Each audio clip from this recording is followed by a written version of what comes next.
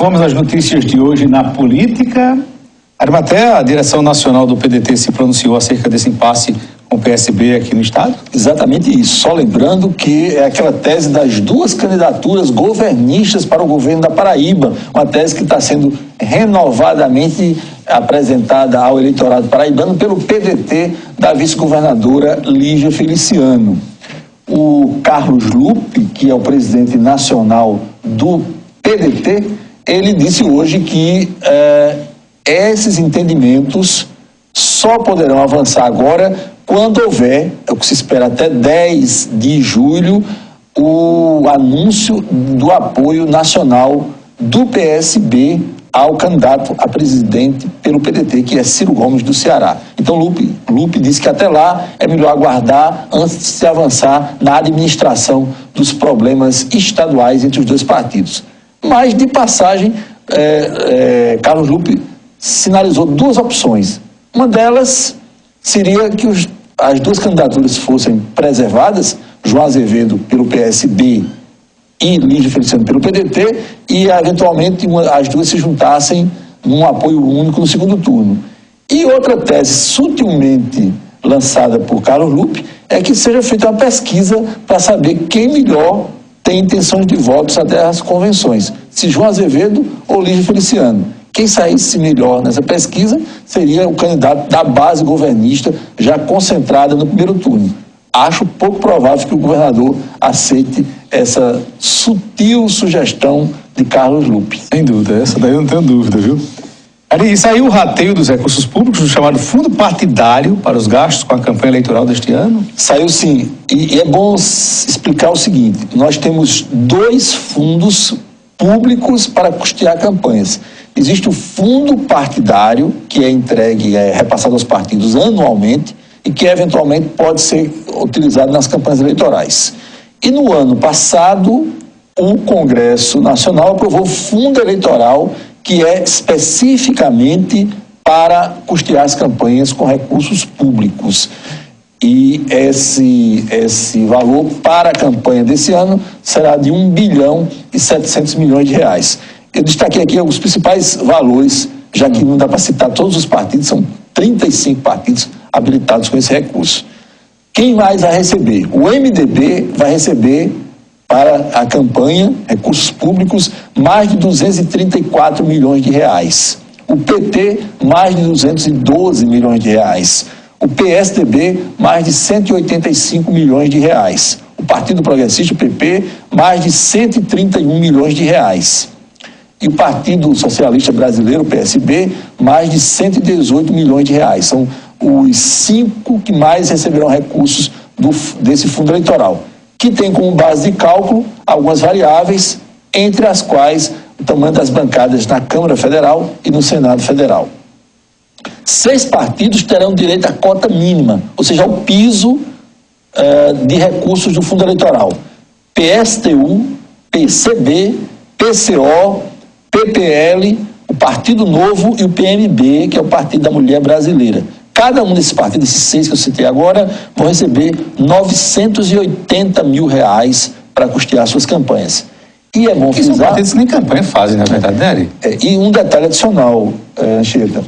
Para os partidos que não têm candidato à presidência da República, fará uma grande diferença em termos de ajuda para a eleição proporcional. Peguemos o caso, por exemplo, do MDB, que tem um pré-candidato, o Henrique Meirelles, mas tudo indica que não chegará até as convenções essa postulação dele. Então, o MDB teria 234 milhões, zero de investimento na eleição presidencial, e isso tudo aplicado em termos de eleições para os governos estaduais e para os mandatos parlamentares, senador, deputado federal e deputado estadual. É muito dinheiro, viu? Alguns destaques nacionais hoje. Primeiro deles, terminou no Supremo Tribunal Federal a votação relacionada a cerca de 20 ações que discutem, que questionavam a reforma trabalhista aprovada no ano passado pelo Congresso Nacional e que entrou em vigência no mês de novembro. Por 6 votos a 3, só 9 dos 11 ministros do Supremo estavam presentes, por 6 a 3 foi ratificada a reforma trabalhista no que diz respeito à não cobrança, à não obrigatoriedade do imposto sindical. Um revés aí para os sindicatos, são milhares pelo Brasil todo. O ministro do Supremo, Alexandre de Moraes, de forma liminar, liberou hoje o porte de arma para guardas municipais de todo o Brasil. Um detalhe adicional: os guardas poderão usar as armas até mesmo fora de serviço. Eita!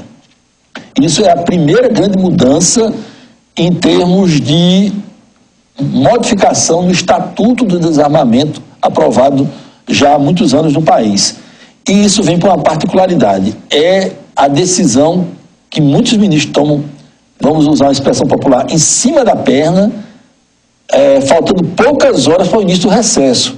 Eles tomam essas decisões e ficam sem muitos instrumentos de recurso até que o Supremo volte a funcionar no mês de agosto. É um mês de recesso? Um mês de recesso. Então, em casos emergenciais, as decisões são tomadas pela presidência do Supremo. Mas um caso como esse, qualquer questionamento provavelmente ficará para ser discutido quando o Supremo Tribunal Federal voltar a atuar. É o mesmo que a gente observa ontem, divulgamos aqui no Itararé Notícias, em relação ao ministro Ricardo Lewandowski. Ele ontem suspendeu qualquer venda de empresa pública sem permissão do Congresso Nacional. Também foi uma medida liminar e que suspendia um processo já em curso aí de venda de várias empresas ligadas à Eletrobras e à própria Eletrobras, a holding do setor elétrico. Por falar no setor elétrico, saiu hoje a decisão que em julho vamos continuar tendo a bandeira vermelha faixa 2 nas contas de energia elétrica. O que quer dizer isso? A cada 100 kWh de consumo de energia elétrica será acrescido na conta mensal, por cada 100 kWh, R$ 5,00. A alegação é a progressiva redução do nível dos reservatórios d'água que geram energia hidráulica em todo o país. Pois é, e no caso do Nordeste é uma preocupação muito grande, porque o período de chuva está acabando agora, né? Então, só agora, lá para o final do ano, enfim, é bastante complicado isso. E a outra notícia são destaque mais dados sobre a radiografia que é feita contratada pela Federação das Indústrias do Rio de Janeiro em relação aos municípios do país.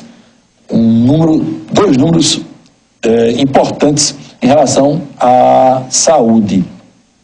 São dados de 2016, a partir de estatísticas do IBGE. No ano de 2016, 1/3 dos partos realizados no Brasil, quase 1 milhão de partos, aconteceram sem que as gestantes tivessem feito qualquer exame pré-natal. A gente está num mundo moderno, um mundo de avanço tecnológico, e a gente se dá conta de que ainda existem cerca de 1 milhão de mães que deram à luz no ano de 2016 sem fazer um exame pré-natal. É uma estatística impressionante. Bem, vamos conferir como é que vai ficar o tempo.